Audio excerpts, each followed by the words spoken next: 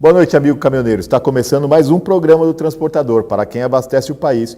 E hoje temos o prazer e a honra de entrevistar o Dr. Fabrício Pozzocco, advogado especialista em Direito Digital e Civil. Bacharel em Direito e especialista em Direito Processual Civil pela Universidade Católica de Santos, a Unisantos. Fabrício Pozzocco atua há 20 anos como advogado, com especializações em Direito do Consumidor, Direito e Processo do Trabalho e Direito Empresarial. Ele também é mestre e doutorando em Ciências Jurídicas pela Universidade Autônoma de Lisboa, Portugal. Atualmente é sócio e proprietário do escritório Pozzocco e Associados, Advogados e Consultores, e também professor convidado da Escola Superior de Advocacia da Ordem dos Advogados do Brasil, ESA, OAB São Paulo, e em curso de graduação e pós-graduação em Direito Civil e Processual Civil em diversas instituições de São Paulo. Obrigado, doutor Fabrício. Seja bem-vindo aqui ao programa do Transportador. Boa noite. Boa noite. Eu quem agradeço essa oportunidade de estarmos conversando sobre os temas e falar tanto com você quanto com o nosso amigo caminhoneiro a respeito desse nosso bate-papo aqui. E hoje nós vamos falar sobre fake news, uma das especializações do doutor Fabrício. Doutor, o Brasil é o maior usuário de redes sociais na América Latina. Vemos diariamente todo mundo checando mensagens, criando posts, expressando opiniões, criando grupos, assim como compartilhando freneticamente tudo o que recebemos. Qual o perigo disso?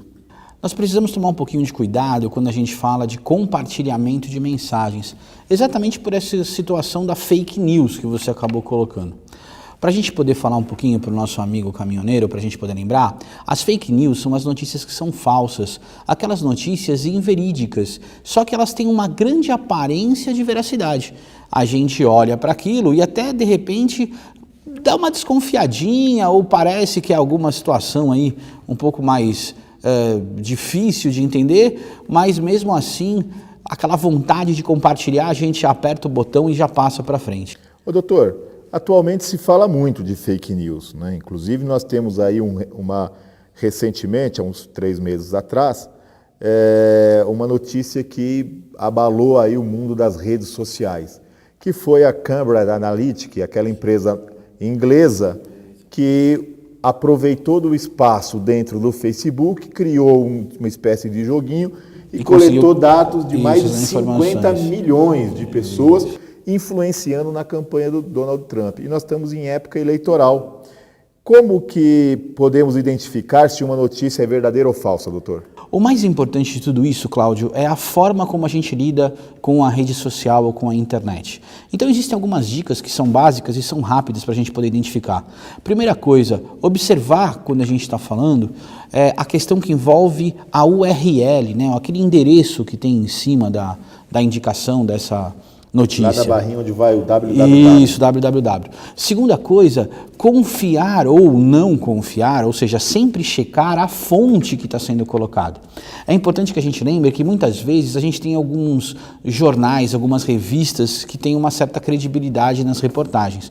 Outras, na verdade, são nomes muito parecidos, mas que a gente sabe que só pela semelhança do nome isso já não é verdadeiro.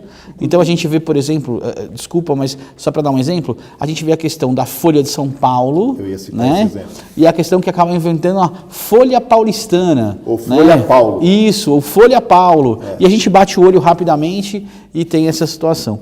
Então são situações que acabam geralmente causando esse impacto, essa situação negativa a partir do momento em que nós passamos a disseminar essa espécie de informação.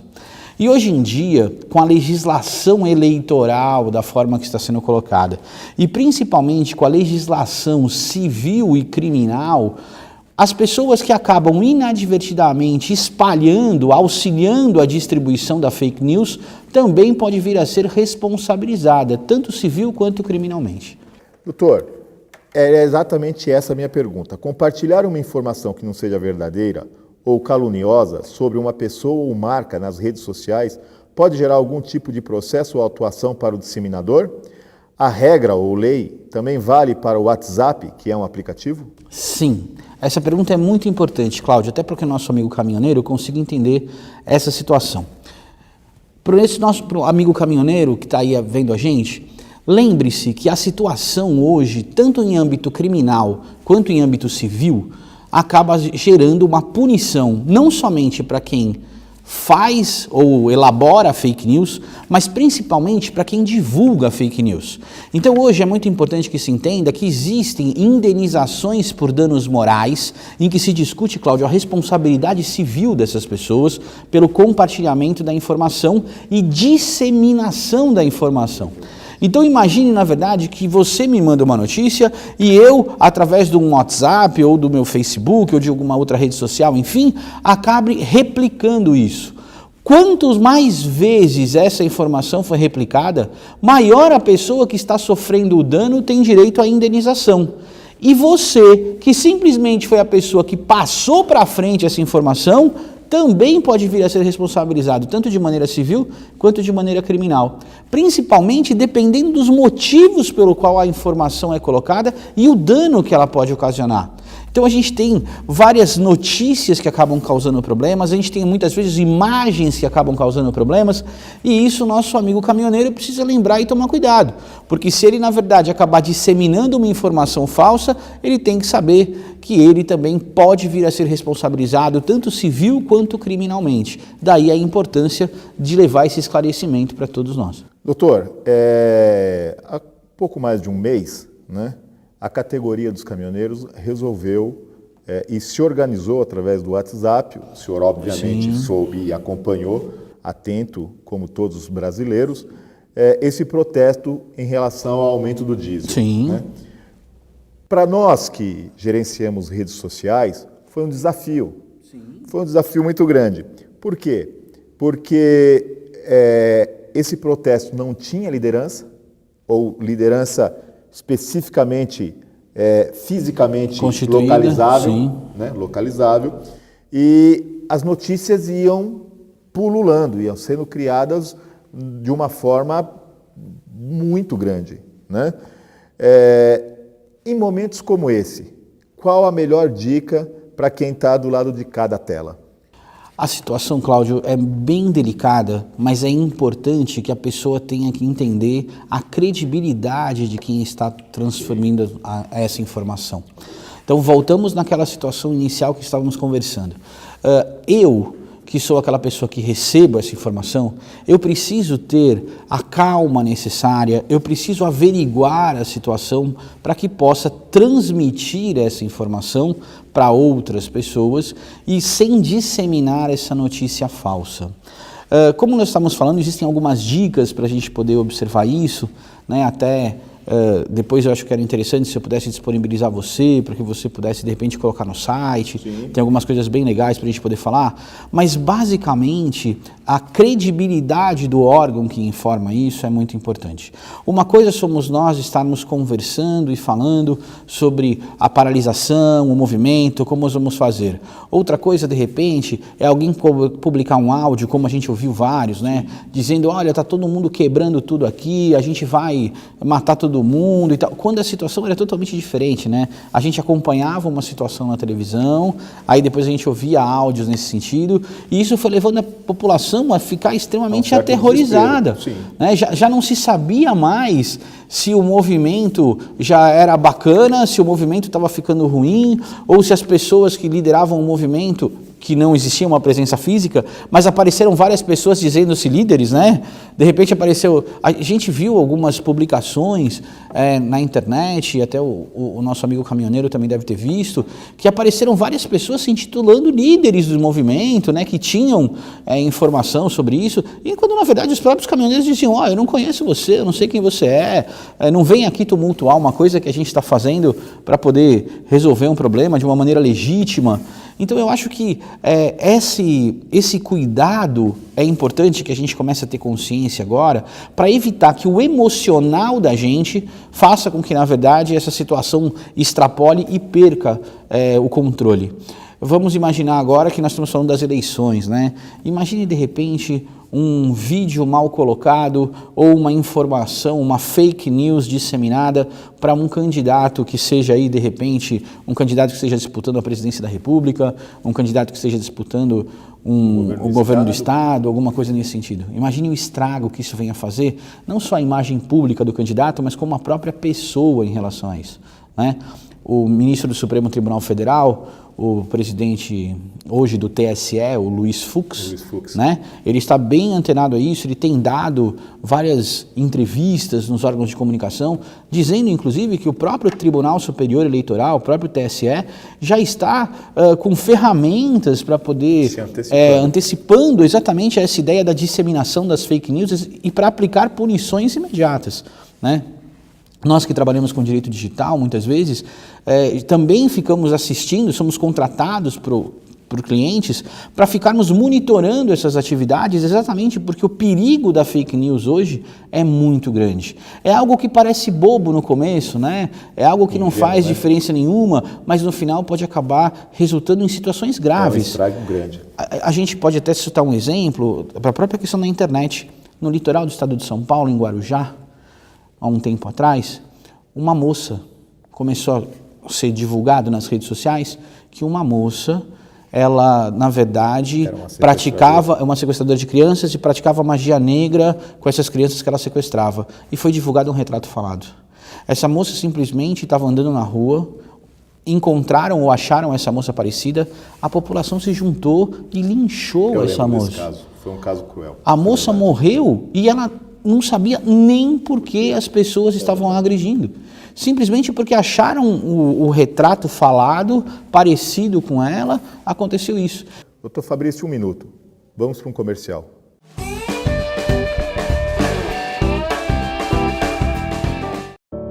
Eu tenho 5 anos e sou filha única, mas eu vou ganhar irmãozinho quando tiver 10. Esse é meu pai. E ele vai me matar quando fizer 16. É que ele gosta de correr na estrada e ele corre muito. Minha mãe e meu irmão também vão se machucar, mas eles não vão morrer. Minha mãe nunca vai perdoar ele. Quem sou eu? A estatística.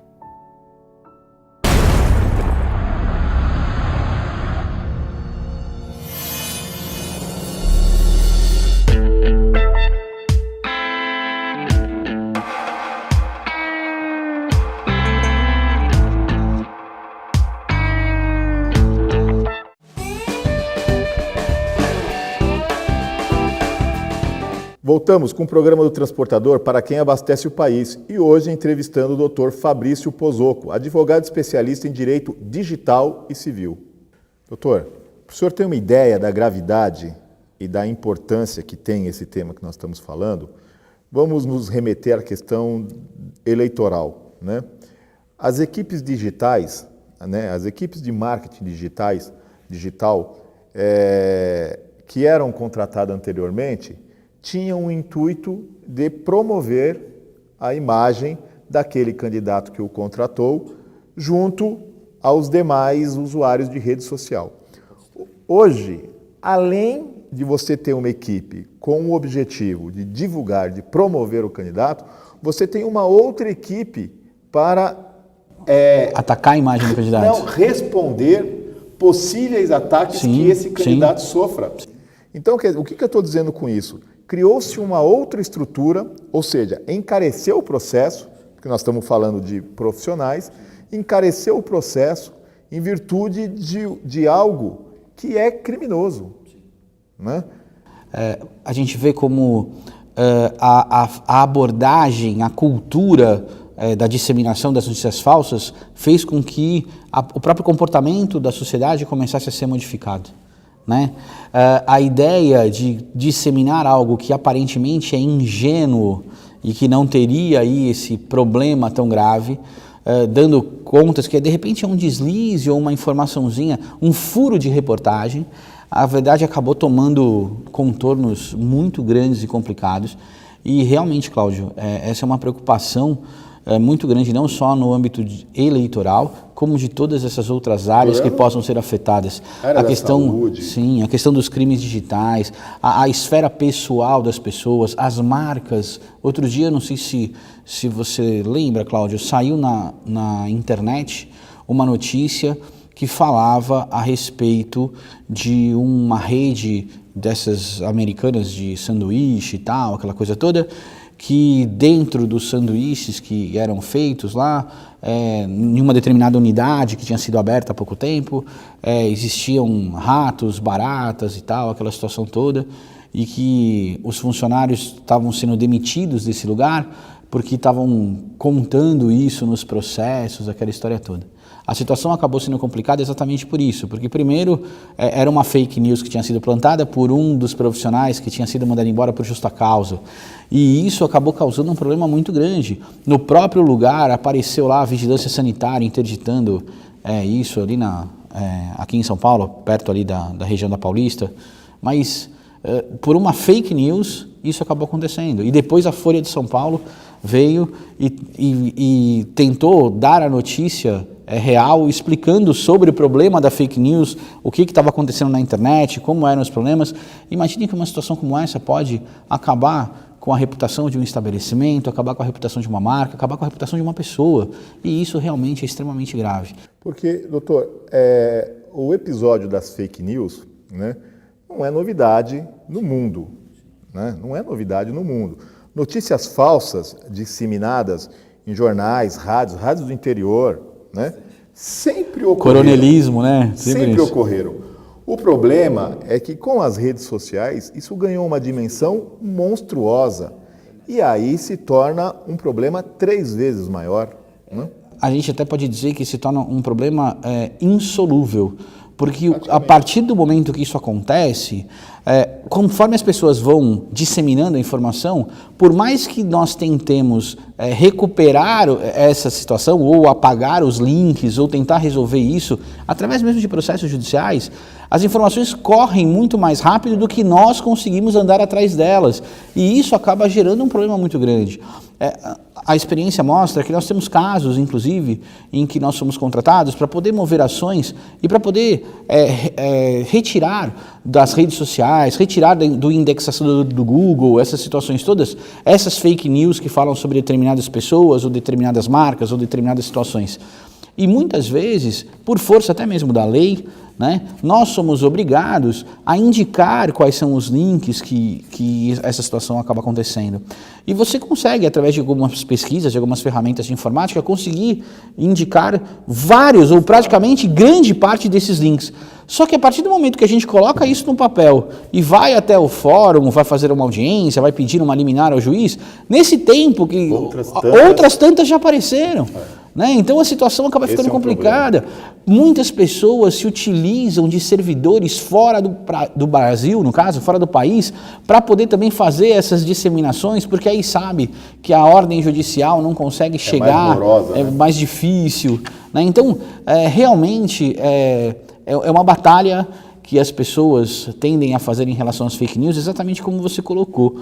O problema talvez não seja simplesmente repassar essa fake news ou as notícias falsas do tempo todo que já existiram, mas sim as redes sociais e a internet que fizeram com que isso se dissemine numa velocidade muito grande, praticamente um rastilho de pólvora, e as dificuldades que se tem para conseguir apagar esse incêndio depois que ele está formado. Agora, doutor, eu tenho comigo aqui uma possível tese, né, que, obviamente, esse tipo de notícia, ela prospera, ela se propaga num ambiente onde o nível de educação é menor. Né? Até porque, se você tem a convicção de que você não vai fazer para o outro o que você não quer para você, o que você não faz para o outro, quando você se depara com uma situação dessa, no mínimo, você não compartilha. Sim. No mínimo, você não compartilha. Ainda que fosse verdade, né? Porque você fala, puxa, mas é tão prejudicial isso, né? Será que vale a pena divulgar isso? O que a gente não vê acontecendo. Parece que existe uma propensão à maldade, um regozijo, um prazer em ver aquilo prejudicando o outro. Você colocou, Cláudio, uma coisa muito importante. A questão educacional e a questão cultural nessa questão de disseminação dessas mensagens. A situação não é simplesmente uma situação de lei. Olha, você faz isso, você vai ser punido. Porque as pessoas já conhecem que existem punições, podem desconhecer alguns detalhezinhos, mas sabem que existe uma punição.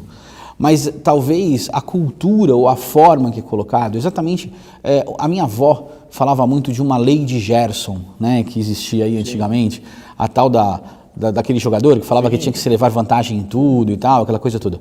Eu acho que essa lei de Gerson, né, somado com esse problema cultural, esse problema educacional, no sentido de se fazer aí o mal, né, para as pessoas e principalmente a ideia do território livre da internet, porque parece que a internet é algo que é meio impune, né? Olha, aqui eu posso fazer o que eu quiser, ninguém, né? Exatamente, aqui não tem regra, então eu posso fazer o que eu quiser. Isso pode gerar efetivamente, e gera efetivamente, essas questões e essas responsabilidades. Dr. Fabrício, mais um minuto. Vamos para mais um comercial.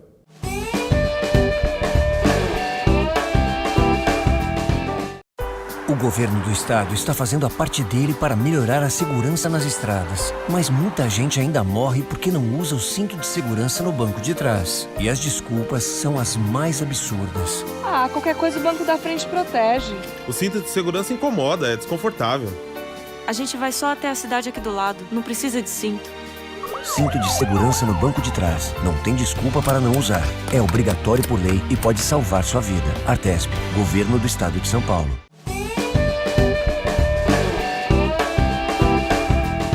Voltamos com o programa do Transportador para quem abastece o país e hoje entrevistando o Dr. Fabrício Pozzocco, advogado especialista em direito digital e civil.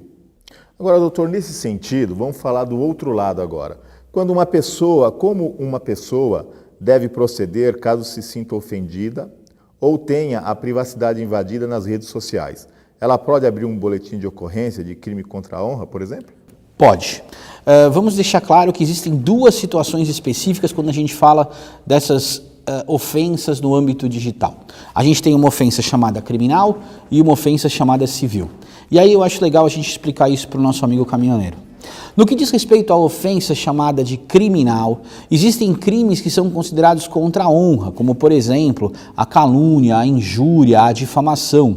Nesse caso, se isso vier a acontecer através de redes digitais, fake news e por aí vai, é importante que você faça um boletim de ocorrência e, além do boletim de ocorrência, você consiga as testemunhas que presenciaram esse fato ou consiga documentar esse fato através de fotos, imagens e por aí vai, para que você posteriormente possa procurar um advogado da sua confiança e fazer uma representação a fim de que o processo criminal prossiga. O próprio print da tela pode ser uma prova, doutor? Pode.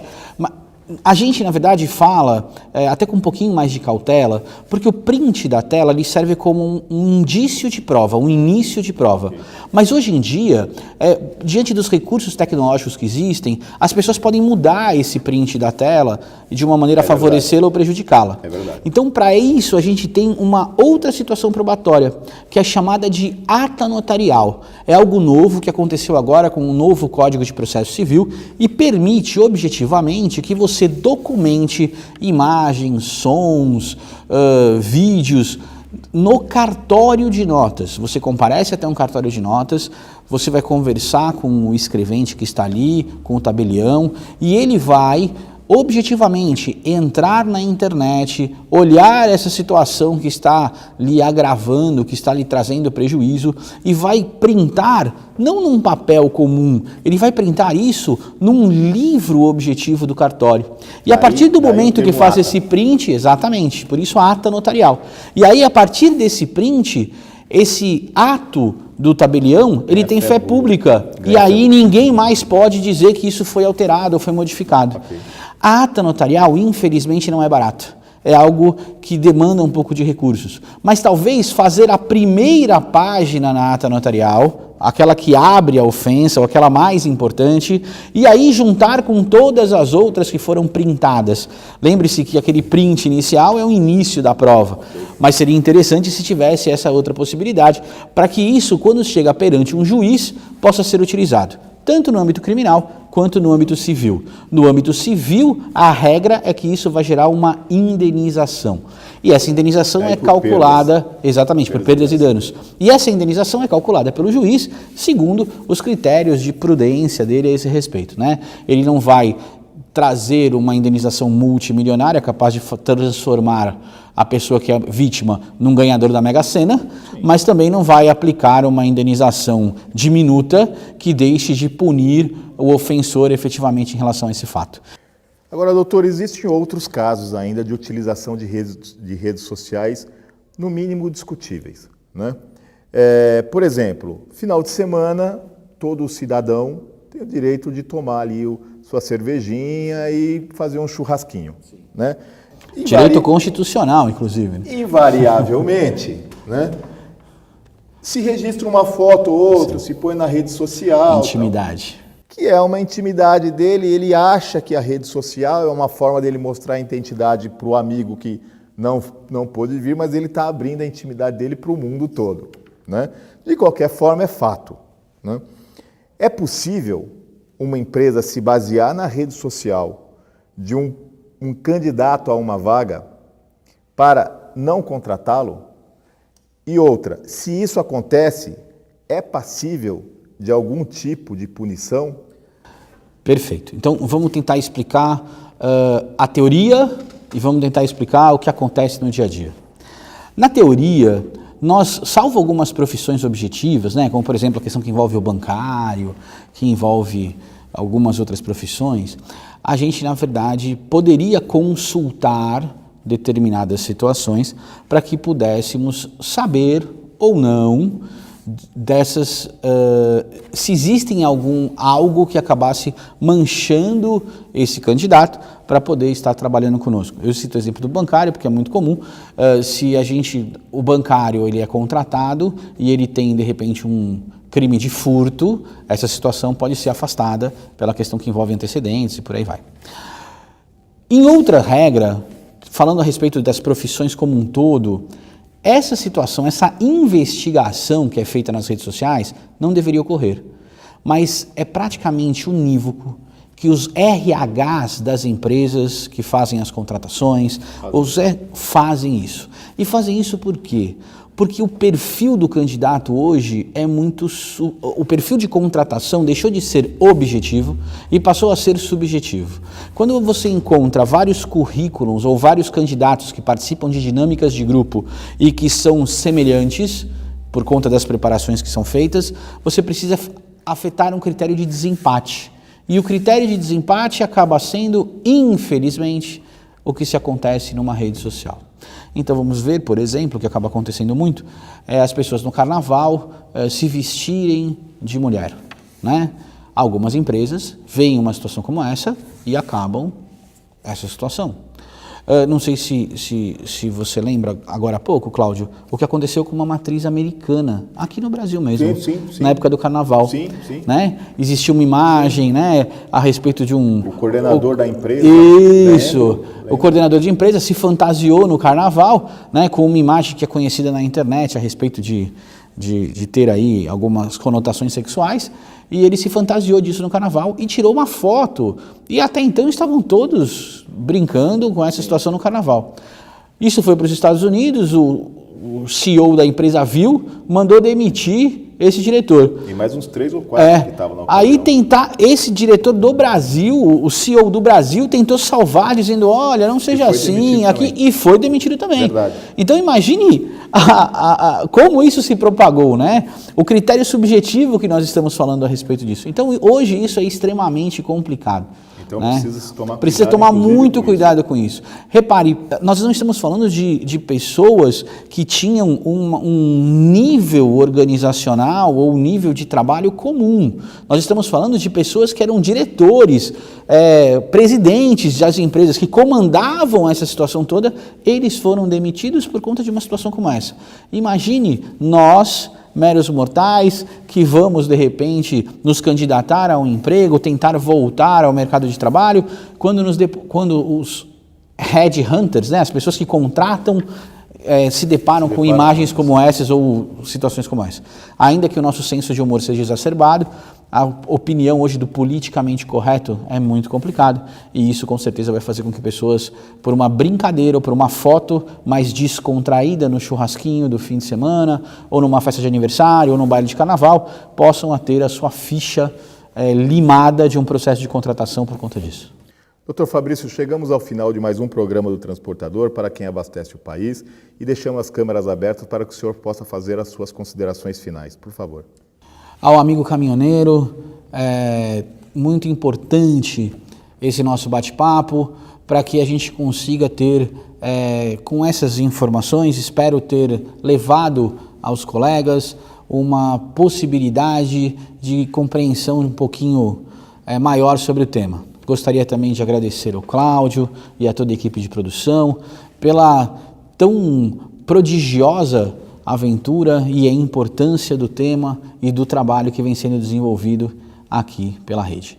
Realmente esse tema ele é muito empolgante e muito importante também, doutor, porque a priori o que parece ser inocente pode trazer centenas de complicações. Então, amigo caminhoneiro, você que nos dá sempre a honra da sua audiência, fique atento, cuidado com as informações que você dissemina aí pelas suas redes sociais, para que você não esteja compactuando com um crime e para que você também não seja penalizado em virtude disso. No mais, contamos com a sua audiência na próxima terça-feira. Muito obrigado e boa noite.